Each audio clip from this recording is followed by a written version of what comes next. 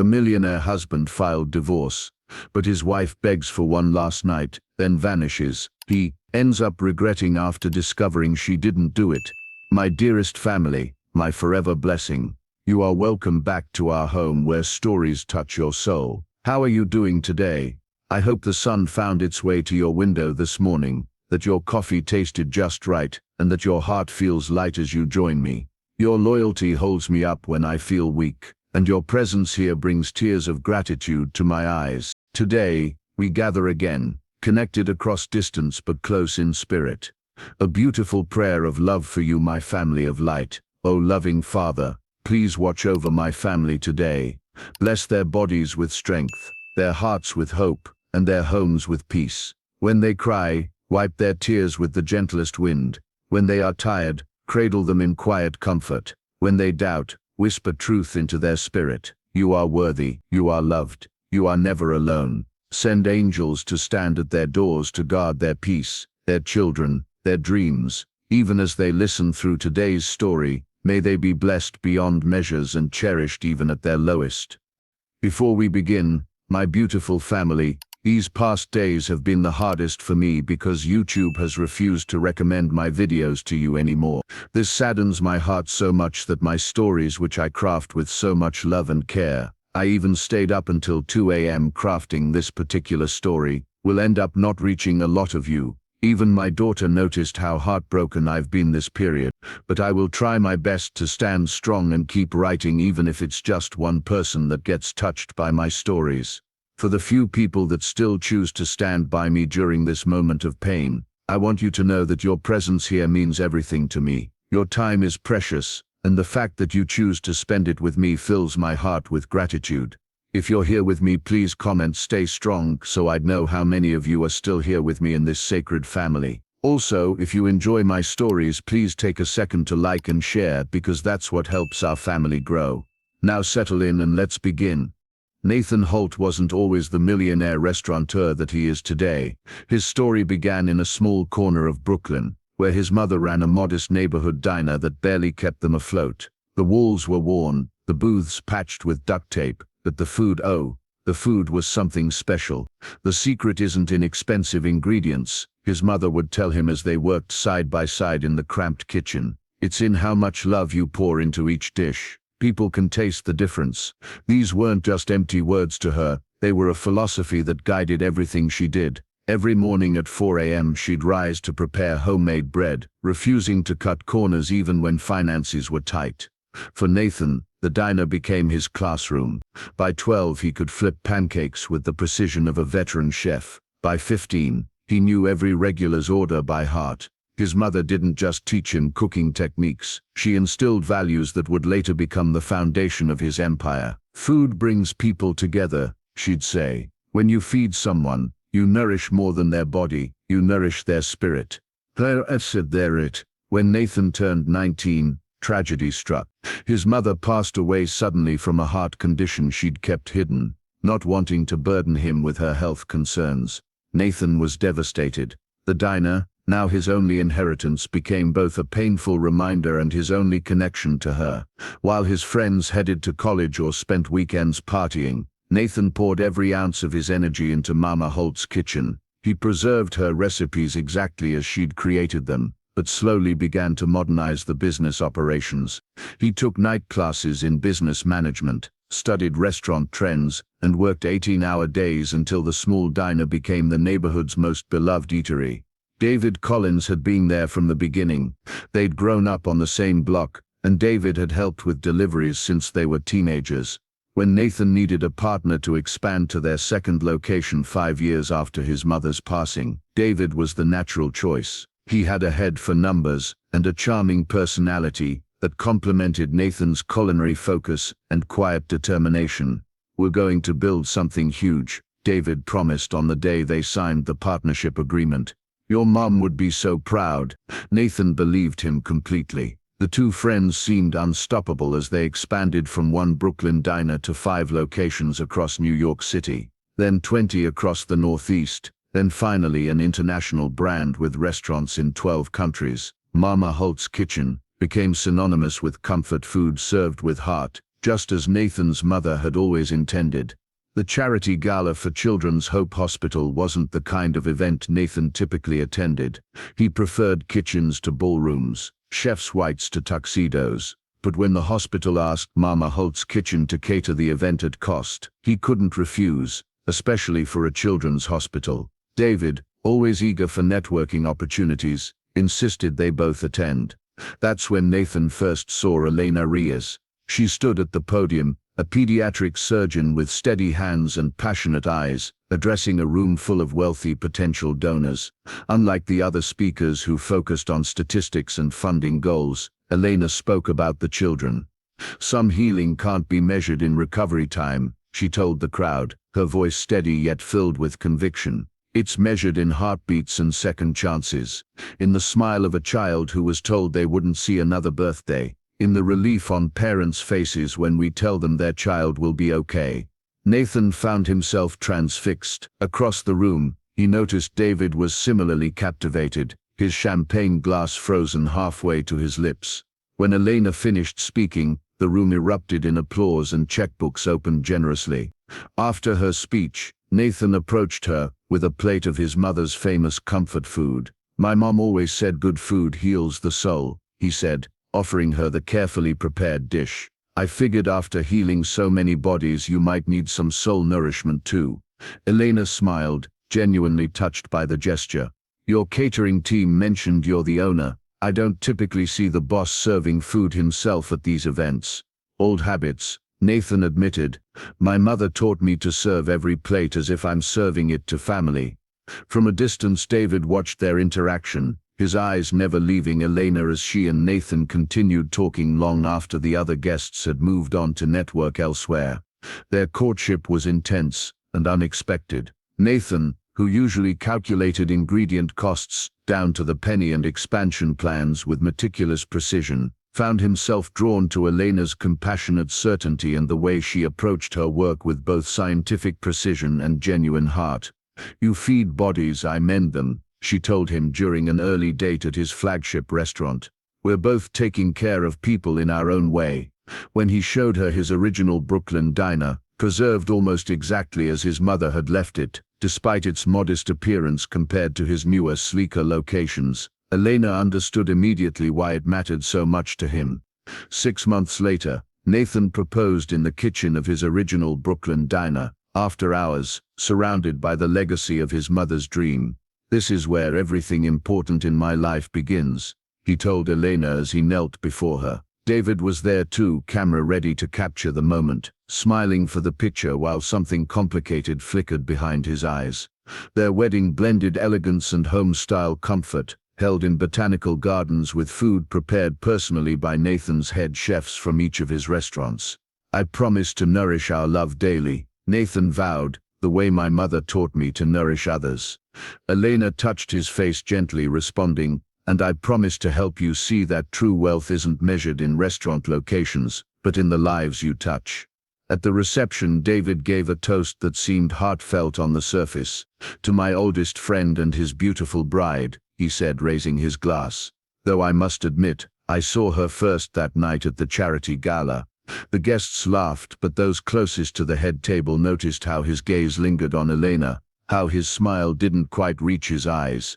For the first 2 years they balanced each other perfectly. Nathan created specialized menus for Elena's hospital, ensuring children and their families ate well during difficult times. She brought compassion to his business decisions, helping him establish programs for underprivileged culinary students, and ensuring that expansion never came at the cost of their core values. Together they seemed to embody the perfect blend of success and purpose. When financial publications featured Nathan's rapidly growing empire, he insisted Elena be included in the interviews. The business grew twice as fast after meeting her. He'd tell reporters, "She reminds me daily why we do this, not just for profit, but for people." David, meanwhile, had become indispensable to the company's operations, handling the business side while Nathan focused on culinary development and brand integrity. To the outside world, they were the perfect trio: Nathan the heart, Elena the soul, and David the mind behind Mama Holt's kitchen. But beneath the surface, things were beginning to shift in ways none of them fully recognized. The day Mama Holt's Kitchen signed the lease for their first Tokyo location marked a turning point. What had once been a growing American success story was now becoming a global phenomenon. Nathan found himself working around the clock, coordinating international teams, adapting his mother's recipes to suit different cultural palates while maintaining their authentic heart. "This is what we've been working toward," Nathan told Elena, after returning from a 3-week trip to Asia. "Mom's legacy is going to touch lives across the globe." His eyes sparkled with ambition and pride, but there was something else there too, a growing distance, as if part of him remained overseas even after his return. The changes came gradually. First, it was a missed dinner here, a cancelled weekend getaway there. Then came the midnight calls with overseas managers, the constant email checking during their rare moments together. Menu tastings replaced dinner dates. Business trips stretched from days into weeks. "I'm doing this for us," Nathan would insist whenever Elena expressed concern. "Building something that will last." But as the business expanded, their personal connection contracted. The thoughtful gestures that had once defined their relationship, surprise lunches at the hospital, cooking dinner together, faded into occasional hurried interactions. Elena tried various approaches to bridge the growing gap. She scheduled dates months in advance to work around his calendar. She visited him at test kitchens, bringing coffee and encouragement. She even proposed traveling with him on business trips, only to spend most of those days alone in hotel rooms while he attended meetings. And where was David during all this? Right there, offering Elena a sympathetic ear. "Nathan's always been like this," he'd tell her during those increasingly frequent times when Nathan cancelled plans last minute. Even in high school, when he got focused on something, everything else disappeared. David positioned himself perfectly. The attentive friend who noticed when Elena got a new haircut, who remembered her birthday when Nathan was in Dubai for a restaurant opening, who called to check on her after difficult surgeries at the hospital. To casual observers it seemed like simple friendship. To David, it was a calculated long game. One night Elena found Nathan reviewing spreadsheets at 3 a.m., the blue light of his laptop illuminating his exhausted face. "I miss you," she said simply, standing in the doorway of his home office. "I'm right here," he replied without looking up from his screen. "That's exactly the problem," she whispered, but he was already on another call about the Tokyo opening, his attention nowhere near her or her words. What Nathan didn't see was how David's behavior toward Elena slowly changed. The friendly text messages became more frequent, then more personal. Offers to drive her home when Nathan worked late evolved into suggestions of drinks to talk about Nathan. Casual touches lingered a moment too long. Compliments crossed professional boundaries. "He doesn't appreciate what he has," David told her during yet another dinner Nathan missed. "The Nathan I knew would never put business before you." His words held just enough truth to seem genuine, just enough concern to mask his true intentions. Elena maintained firm boundaries, but David persisted. One afternoon, he cornered her in the hospital parking garage, after she completed a 12-hour surgery. "This isn't right," he said, moving closer than comfort allowed. "You deserve someone who puts you first. I would never take you for granted." Elena stepped back firmly. "Stop this, David. I'm going to tell Nathan about these conversations." David's expression hardened. "He wouldn't believe you. He trusts me more than anyone, more than you, even." The threat hung in the air between them, unspoken but clear. Meanwhile, David was equally busy planting seeds of doubt in Nathan's mind. Elena seemed distant at the company party. He might mention casually, or, "I noticed she's been texting someone a lot lately." Each comment was carefully timed, usually when Nathan was stressed about business matters and most vulnerable to suggestion. "I don't want to say anything," David would begin these poisonous conversations, "but as your friend," he never made direct accusations, just created a cloud of suspicion that gradually darkened Nathan's perspective on his marriage.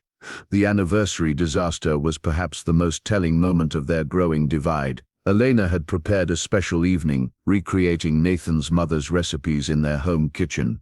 She'd spent days gathering the exact ingredients, practicing techniques, making everything perfect.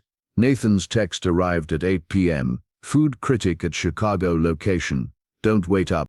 When he finally came home near midnight, she was sitting alone in the dark, the carefully prepared meal cold on the table. "Do you even remember what today is?" she asked.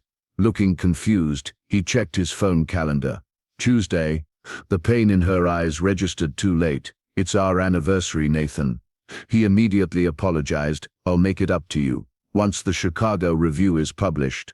She cut him off. "There's always another restaurant, another opening. There's never enough time for us. My dear family, I need to pause here and talk to you heart to heart. Have you ever felt someone gradually slipping away from you? That painful moment when you realize the person sitting next to you is mentally somewhere else entirely. Elena's story hits close to home for many of us. The slow drift that happens not with fights or harsh words but with silence, absence, and misplaced priorities. Share your thoughts in the comments below. Have you experienced something similar? What did you do when you felt someone you loved becoming distant?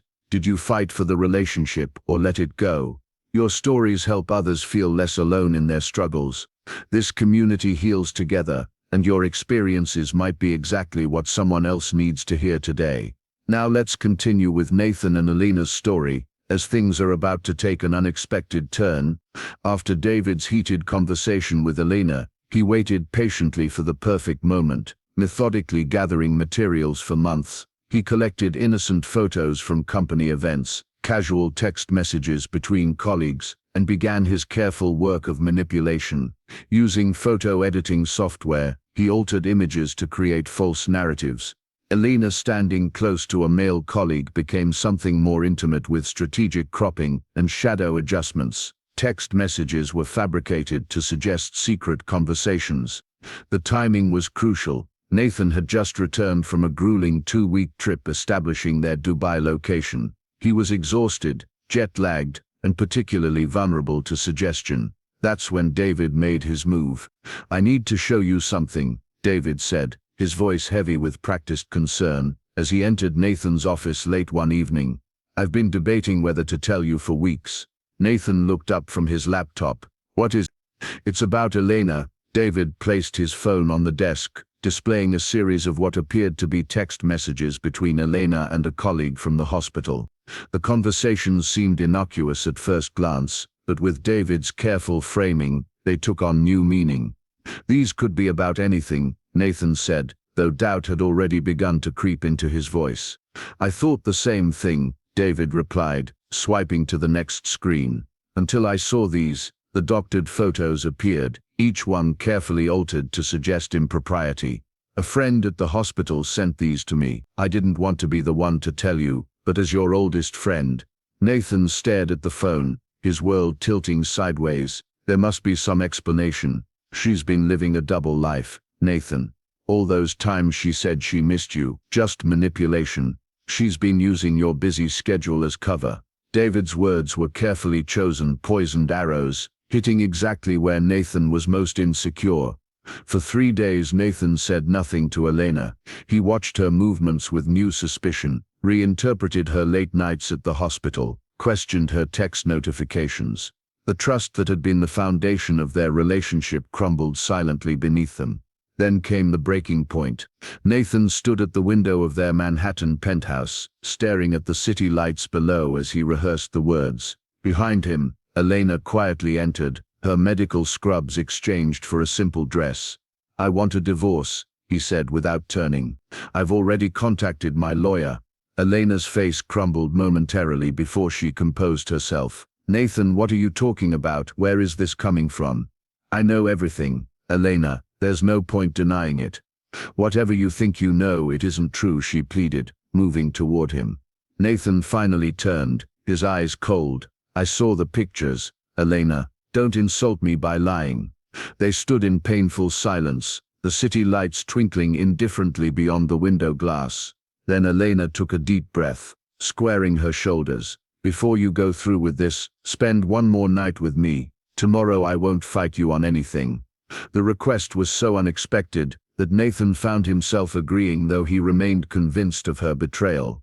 The next evening, Elena took him to the children's ward at the hospital where she worked.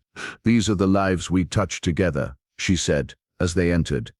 The walls were painted with cheerful murals, and a special kitchen, one Nathan had established years earlier, sat at the center of the floor.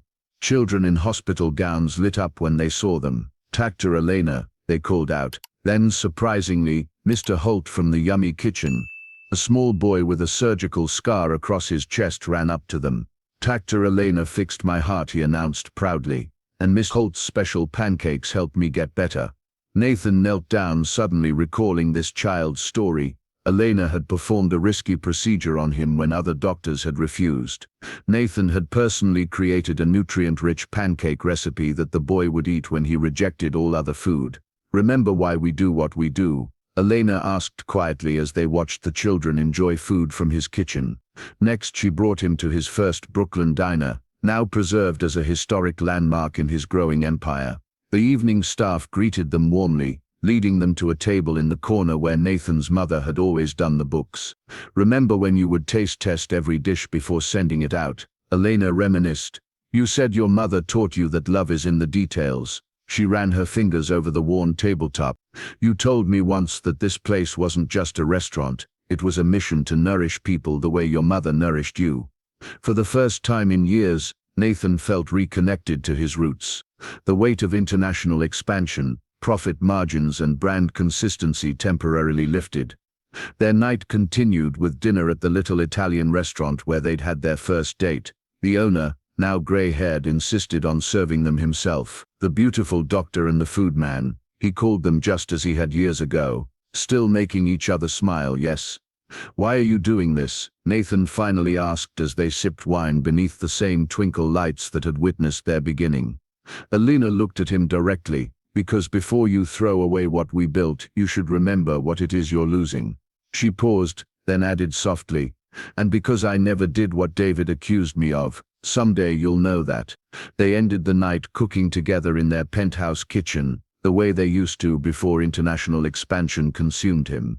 Elena made his mother's bread dough from memory, kneading it with the same patience his mother had taught her years ago. "I never stopped loving you," Elena admitted while working the dough. "I just couldn't compete with your empire." As dawn broke, they fell asleep together on the couch, the smell of freshly baked bread filling the apartment. When Nathan woke hours later, Elena was gone. On the kitchen counter, he found a letter and her wedding ring beside a fresh-baked loaf of his mother's bread. Nathan unfolded the paper with trembling hands. "I'm not leaving because I stopped loving you," she wrote. "I'm leaving because you stopped trusting me. I've accepted a position with Doctors Without Borders. By the time you read this, I'll be gone, not to punish you, but because I can't stay where my integrity is questioned." Nathan, the man I married, would have asked me for the truth before accepting someone else's version of it. The day you proposed, you told me your mother's greatest gift was teaching you to see people's hearts, not just their actions. Someday, when you're ready, ask David to show you our actual text conversations.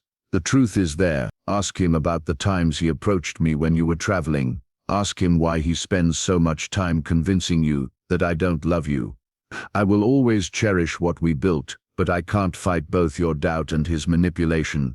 I'm leaving my ring because the trust it symbolized is broken. I'm leaving the bread to remind you that nourishment comes from truth, not suspicion.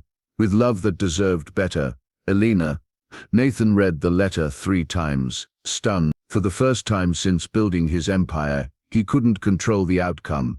The evidence David had shown him suddenly seemed less concrete against Elena's words. She had never lied to him before. Why would she start now? As weeks passed, doubt began to creep in. Elena had never given him reason to distrust her before. David's evidence. Meanwhile, David stepped in to support Nathan, gradually positioning himself to take over more of Nathan's responsibilities at the company. "You need time to heal," David insisted, volunteering to handle the Paris opening. "Let me take this off your plate."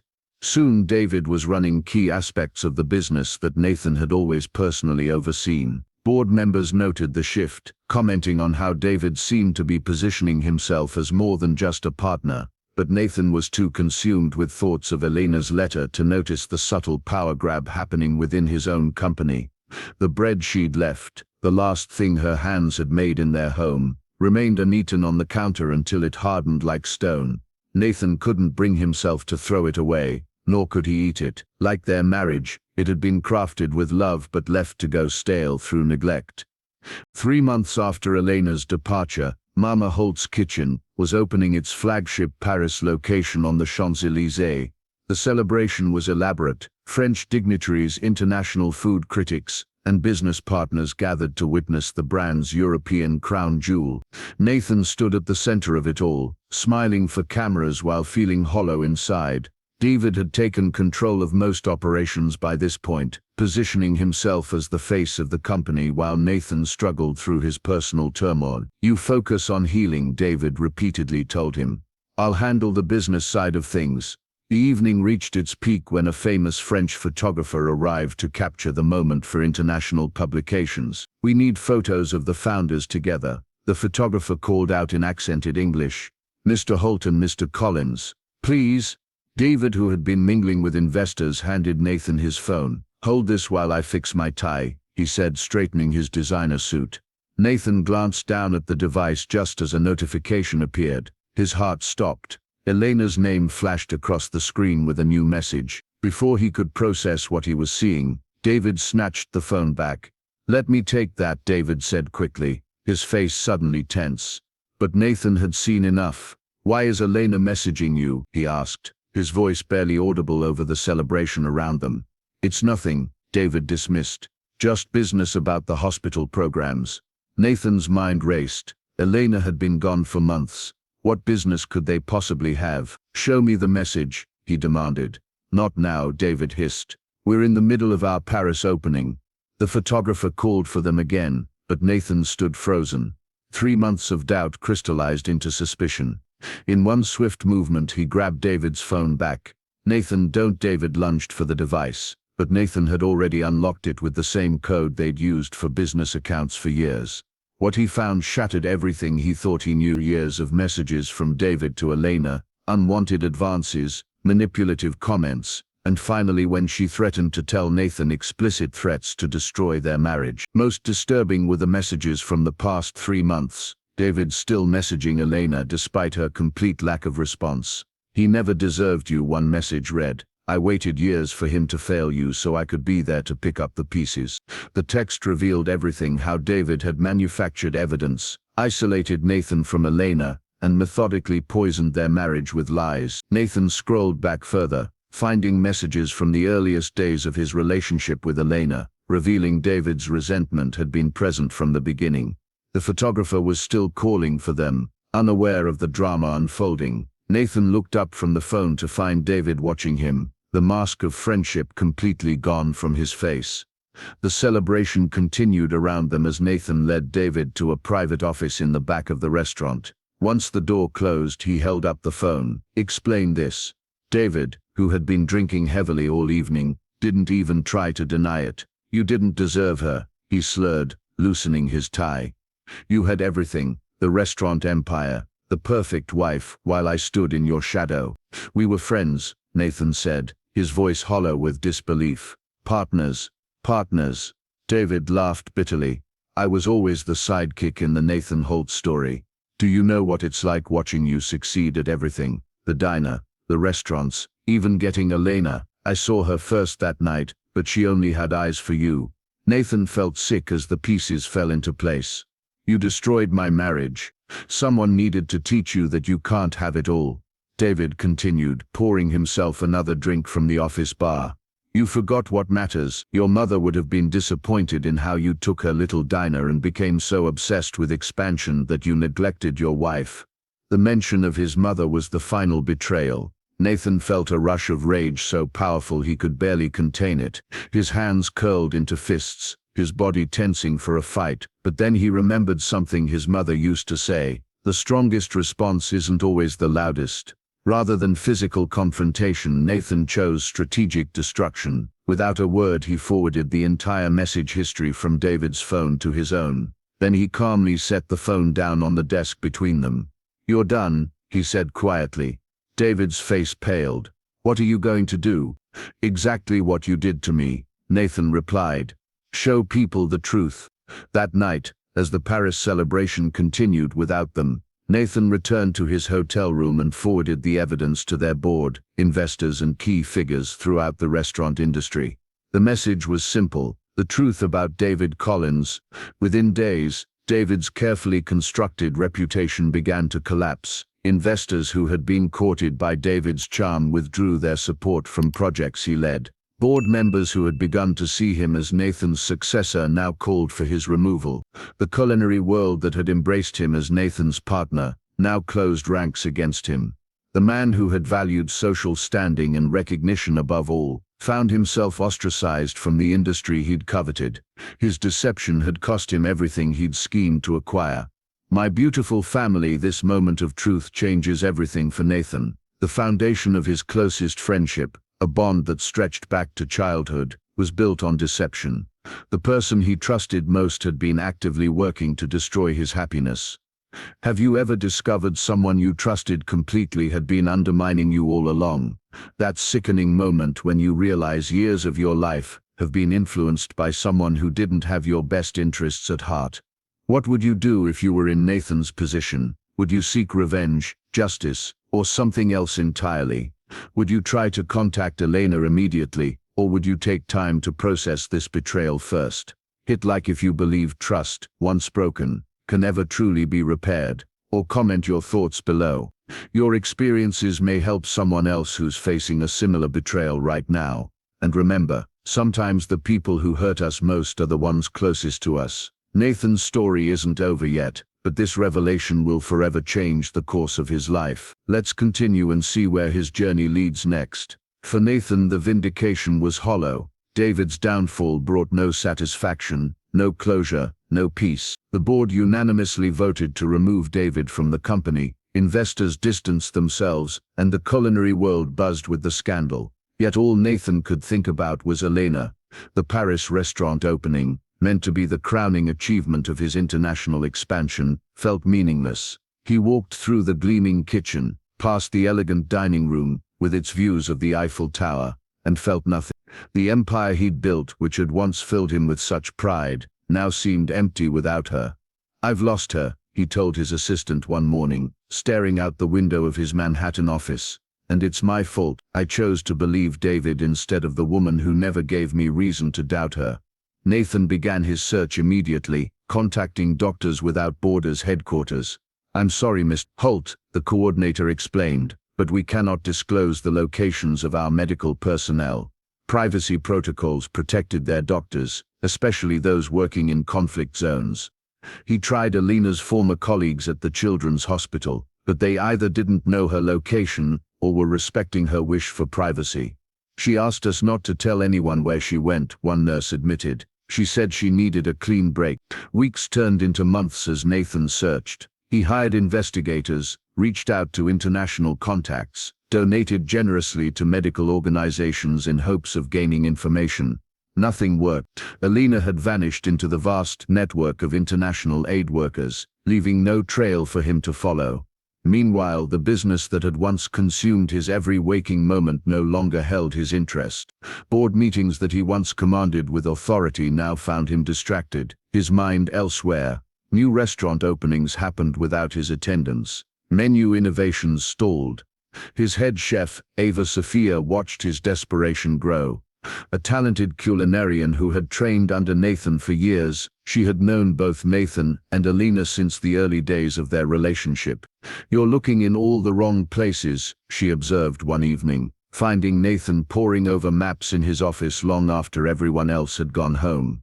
"What do you mean?" Nathan asked, looking up from his scattered papers. "Doctors Without Borders doesn't exactly put their surgeons in five-star restaurants or fancy hospitals," Sophia pointed out. "Elena is a pediatric surgeon who specializes in difficult cases. Where would they need someone with her skills most?" This insight shifted Nathan's entire approach. Instead of searching luxury hotels or established medical facilities, he began researching conflict zones and humanitarian crises. Rather than looking for Elena directly, he started tracking pediatric medical emergencies that would require her expertise. The breakthrough came from an obscure medical journal that mentioned a pediatric surgical unit in Sierra Leone performing groundbreaking procedures with limited resources. The surgeon wasn't named, but the techniques described matched Elena's specialized approach. It had to be her. As Nathan planned his journey to Sierra Leone, he realized he couldn't simply arrive empty-handed. He needed a purpose beyond his personal quest, a way to contribute to the work being done there. "What do medical teams in conflict zones need most?" he asked Sophia one morning. "Besides medical supplies, consistent nutrition," she answered without hesitation. "You can't heal people who are malnourished, and food supply chains break down in crisis areas." That conversation sparked the creation of Nourish and Heal, a non-profit organization dedicated to providing nutritious meals in regions served by humanitarian medical teams. Nathan converted one of his test kitchens into a research facility focused on developing shelf-stable, nutrient-dense foods that could be prepared with minimal equipment. For the first time in years, Nathan worked hands-on in the kitchen again, testing recipes himself rather than delegating. He studied the specific nutritional needs of recovering patients, particularly children, and developed specialized formulations. The corporate board was baffled by his sudden shift in priorities. "What's happened to you?" his new business partner asked during a meeting where Nathan proposed redirecting a significant portion of profits to the non-profit. "6 months ago, all you talked about was expansion. I finally understand what my mother tried to teach me," Nathan replied. "Food isn't just about taste or profit, it's about nourishing people when they need it most." While his company continued to operate its existing restaurants, Nathan halted all new openings, channeling those resources instead into Nourish and Heal. He established food security programs adjacent to medical facilities in 4 countries, building a network that would eventually lead him to Elena. The transformation wasn't just professional. Nathan sold his Manhattan penthouse, moving into a modest apartment above the original Brooklyn diner. He simplified his wardrobe, traded his luxury car for a practical model, and began cooking daily meals for his staff, something he hadn't done since the early years. "You're becoming more like your mother," Sophia observed with approval. "I lost my way," Nathan admitted. "I built restaurants around the world, but forgot why I started cooking in the first place." 6 months after discovering David's betrayal, Nathan was ready to travel to Sierra Leone. He packed lightly some clothes, personal items and prototypes of nutritional products he hoped might help the medical team's patients. His corporate board was informed he would be away indefinitely. "The company will continue without me," he told them. "I have something more important to do." The journey to Sierra Leone was arduous, commercial flights followed by small prop planes, then hours in a jeep over unpaved roads. The landscape transitioned from urban development to rural villages, the infrastructure becoming increasingly basic as they traveled. The makeshift clinic, operated out of what had once been a school building, now converted to house medical facilities on one side and patient wards on the other. Outside, families gathered under canopies that provided shade from the unrelenting sun. Nathan's guide, a local coordinator for Doctors Without Borders, led him through the busy compound. "The surgical team works there," he pointed to a separate building, with a generator humming beside it. "But most of them are in surgery now." "I can wait," Nathan said, setting down his bags. Instead of demanding immediate access, he asked how he might help while waiting. Soon he was in the clinic's modest kitchen, working with local cooks to prepare the day's meals for patients and staff. Hours passed as Nathan chopped vegetables, seasoned broths, and taught the kitchen staff techniques for maximizing nutrition with limited ingredients. He lost himself in the work, finding a familiar peace in the simple act of preparing food for people in need. When a voice behind him said, "I know that technique," Nathan froze. He would recognize that voice anywhere. He turned slowly to find Elena standing in the doorway. Her hair was shorter, her skin sun-kissed, her medical scrubs faded from many washings. For a moment, neither spoke. "You found me," she said simply, surprise evident in her eyes. "Why are you here?" Nathan wiped his hands on his apron, suddenly aware of how different he must look from the polished restaurateur she had left behind. "I know the truth," he said, his voice breaking slightly. "About David, about everything. I should have trusted you instead of him." Elena's expression remained guarded. It took you long enough. I saw your messages on his phone, Nathan explained. He showed me manipulated photos, fake texts. I believed him because I thought he was my friend. He paused. I was also absent enough from our marriage to make his lies believable. That's on me. Elena studied him carefully. And what did you do to him when you found out? I exposed him, Nathan answered honestly. Sent the evidence to everyone who mattered to him. His reputation is destroyed. Then more softly, but I didn't come here to talk about David. I came because I was wrong, and I'm sorry, and I miss you every day. I'm not coming back to that life, Elena said firmly. I've found purpose here. I'm not asking you to, he replied. I'm not here to take you back to New York or to my old life. That version of me, the one who put business above everything, who trusted the wrong person while pushing away the right one. He doesn't exist anymore. Elena's eyebrow raised skeptically. People don't change that easily, Nathan. I'm not asking you to believe me right away, he said. I'm asking for a chance to show you who I've become, to know who you are now. He gestured to the kitchen around them. I came here to help, whether you decided to speak to me again or not. These people need nourishment, and that's something I can provide. And your restaurants, your empire, Elena questioned. Running without me, Nathan said. I've established Nourish and Heal to develop food programs for places like this. That's my priority now. Elena's professional composure softened slightly. You're really cooking in relief kitchens now. My mother would have said it's where I belonged all along, Nathan replied. For the first time, a hint of a smile touched Elena's lips. I'm on duty for another 6 hours. After that, maybe we could talk. I'll be here, Nathan promised, for as long as it takes. When they finally had their first conversation in months, it lasted until dawn. They sat outside the clinic under a vast canopy of stars, more brilliant than anything visible through Manhattan's light pollution. Elena spoke of her work, the challenges, the heartbreaks, the unexpected victories. Nathan shared his journey of realization and change, the dissolution of his partnership with David, and his new mission with Nourish and Heal. I thought you might contact me immediately after discovering David's deception, Elena admitted. I needed to become someone worth your time first, Nathan replied. Someone who understood what matters. The next morning, instead of returning to his temporary quarters in the nearby village, Nathan reported to the clinic's kitchen. Without fanfare or announcement, he began working alongside the local staff, assessing supplies and planning improvements. What are you doing? Elena asked, finding him inventorying the pantry. What I should have been doing all along, he answered simply, using my skills where they're truly needed. Elena was skeptical at first, watching from a distance as Nathan implemented changes to the kitchen operations.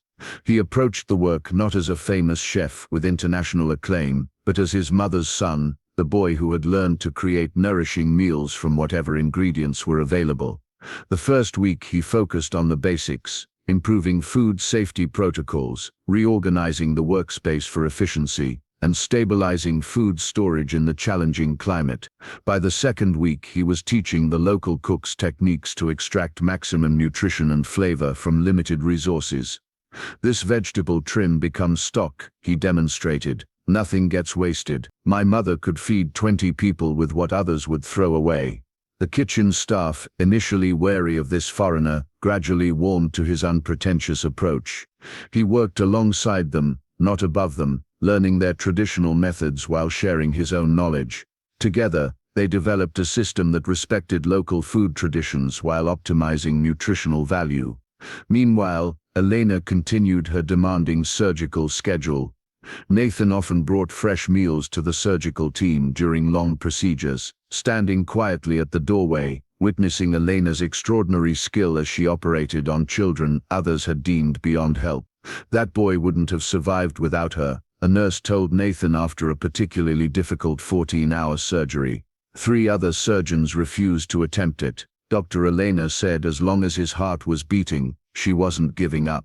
Nathan watched Elena work with a new kind of admiration. In New York, he had respected her career abstractly, but seeing her hands literally saving lives day after day shifted something profound in his understanding of her. One evening, after a successful surgery, Elena found Nathan in the kitchen, teaching local women how to prepare nutrient-dense foods that would help their children recover faster. The doctor fixes their bodies, Nathan was explaining, but good food helps them heal stronger and quicker. Elena leaned against the doorway, watching unnoticed. The renowned chef who once obsessed over presentation at his Michelin-starred restaurants was now enthusiastically demonstrating how to make simple healing meals from basic ingredients. Gradually, their professional collaboration deepened. Nathan developed specialized post-surgical nutrition plans for Elena's patients. She provided medical insight to help him formulate foods that addressed specific deficiencies common in the region. Their complementary approaches, her surgical precision, and his nurturing sustenance, created a holistic healing environment that began showing remarkable results. Recovery times are improving, the clinic director noted during a staff meeting. The combination of surgical intervention and proper nutrition is making a measurable difference. 3 months into Nathan's stay, what had begun as a desperate search for redemption had evolved into meaningful work. He still operated Nourish and Heal remotely, developing programs for other regions, but his hands remained firmly in the daily work of feeding those in his immediate community. As for his and Elena's personal relationship, it rebuilt slowly, cautiously. Their shared purpose provided safe ground for reconnection. They worked long days side by side, gradually rediscovering each other through their commitment to a cause larger than themselves. "I never stopped loving you," Nathan confessed one night as they walked back to the compound after a community dinner. "Even when I believed the worst, there was a part of me that couldn't fully accept it." Elena was quiet for a moment. "I never stopped loving you either," she finally admitted, "but love wasn't our problem, trust was." "I know," Nathan acknowledged. "I'm not asking for that trust back overnight. I'm earning it day by day." By the 6th month, their professional partnership had blossomed into something more personal again. They began sharing meals alone together, exchanging gentle touches in passing, finding their way back to the connection that had brought them together initially. The clinic staff watched with quiet approval as the doctor and the chef rebuilded what had been broken. "They heal others, and in doing so heal themselves," one nurse observed. One evening, after a particularly difficult day at the clinic, 3 emergency surgeries back to back, Elena found Nathan preparing a special meal in their small shared quarters. "You need to replenish," he explained, setting out the carefully prepared food. "You can't pour from an empty cup." As they ate, Elena seemed unusually reflective. "I've been keeping something from you," she said finally, setting down her fork. Nathan's heart sank, his mind immediately racing to the worst possibilities. "I'm pregnant," she said quietly. "I found out after I left New York. I wasn't going to tell you." Nathan's fork clattered to his plate. "Pregnant?" he whispered, his voice thick with emotion. Elena nodded. "Almost 7 months now. I've been hiding it under surgical gowns and lab coats." She placed her hand on her belly, which now, as Nathan looked carefully, showed the unmistakable curve of advanced pregnancy. "We created a child," Nathan said in wonder, tears filling his eyes, "something more valuable than anything I've ever built." "I was angry when I discovered it," Elena admitted. "I thought about raising this child alone, away from the man who had distrusted me so deeply." "What changed?" Nathan asked softly. "You did," she answered simply. "Not your words, your actions. The man who's been working in that kitchen for months, who holds children's hands before surgery, who teaches mothers how to nourish their families. That's the father my child deserves." Nathan moved to kneel beside her chair, placing his hand gently beside hers on her belly. "A child deserves a father who knows how to nourish and protect what matters," he said, his voice breaking with emotion. "I promise you both, I will never lose sight of what's truly important again." As the reality settled between them, they began planning a future neither had imagined 6 months earlier.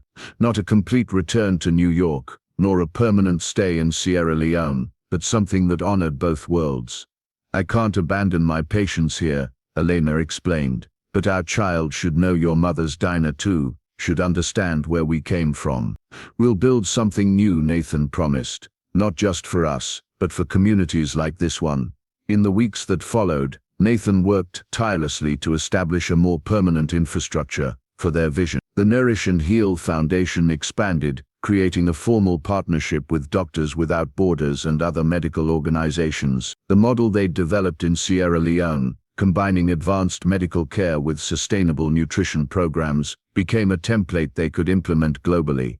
Their daughter, Amara Hope Holt, was born in the clinic where her parents had found their way back to each other. Her name, meaning eternal hope in the local dialect, embodied the promise of their renewed commitment.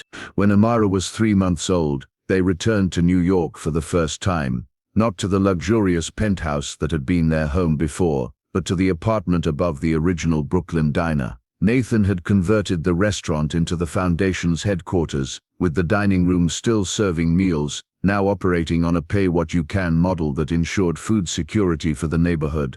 "Your grandmother started here," Nathan told his infant daughter as he showed her the kitchen where his journey began. "She taught me that true wealth isn't in what you have, but in what you give."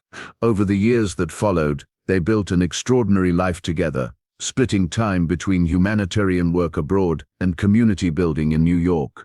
The foundation grew to support medical nutritional programs in 12 countries. Nathan's former restaurant empire, now managed by a trust, directed profits to support these initiatives while maintaining his mother's culinary legacy. Their daughter grew up with an unusual but rich childhood, learning to cook alongside her father in kitchens around the world, watching her mother perform medical miracles, and developing a profound understanding of service that transcended cultural boundaries. 5 years after their reunion in Sierra Leone, Nathan and Elena stood in the kitchen of their modest home near the clinic where they'd found each other again. Amara, now a curious 4-year-old with her mother's determination and her father's creativity, helped them prepare dinner for the clinic staff. "Do you ever regret not believing me sooner?" Elena asked quietly as they worked side by side, a question she had never directly posed before. "Every day," Nathan admitted, his hands steady as he chopped vegetables. "But I'm grateful you gave me that last night to remember what mattered. It gave me something to fight for when I finally saw the truth." "That night was a gift to myself as much as to you," Elena confessed. "I needed to know I'd tried everything before walking away. I needed those memories to sustain me during the early months here." As they watched their daughter carefully measure rice with the concentration only a child can muster, Elena leaned against him. "We almost lost this," she said softly. "We almost let someone else's bitterness destroy what we built." Nathan nodded, holding her close. "My mother always said, the most important ingredient in any kitchen is love. It took almost losing you to understand what she meant." The simple kitchen filled with the aromas of their shared creation, a meal that would nourish bodies and souls, prepared with knowledge from around the world but seasoned with the love of family. "We've created something no money could buy and no deception could destroy," Nathan reflected, watching his wife and daughter together. "A life rich in trust, purpose, and the kind of nourishment that feeds both body and soul." The clinic bell rang, signaling the arrival of new patients. Without hesitation, both Nathan and Elena moved to respond, she to heal, he to nourish, their daughter watching and learning from their example. In the face of constant need, they had found their perfect balance, two people using their gifts not for fame or fortune, but for the betterment of others. "Ready?" Elena asked, pausing at the door. Nathan looked at the life they built from the ashes of betrayal and nodded. "Always." "My beautiful family, as we come to the close of Nathan and Elena's journey, I want to ask you, what do you think was the most important lesson Nathan learned on his path to redemption? Was it learning to prioritize relationships over success, discovering the difference between true friendship and manipulation, or perhaps understanding that his mother's legacy wasn't about building a restaurant empire, but about using food to truly nourish people in need? This story shows us that sometimes what seems like an ending, a devastating divorce, a betrayal, a loss, can actually be the beginning of something even more meaningful. Sometimes we need to lose our way completely before we can find our true purpose. If this story touched your heart today, please share it with someone who might need this message. Sometimes people in our lives are going through silent battles, and a story can be the hand that reaches out to them in their darkest moment. Subscribe to join our family of storytellers and listeners, and hit the notification bell so you never miss a new story. Your presence here means everything to me. and I pour my heart into each story I craft for you. Until next time, my dearest family, may you always recognize what truly matters before it's too late. And remember, trust, once broken, can be rebuilt, but only through consistent actions that prove your changed heart. Words are just the beginning. It's what we do that truly matters. Bye-bye.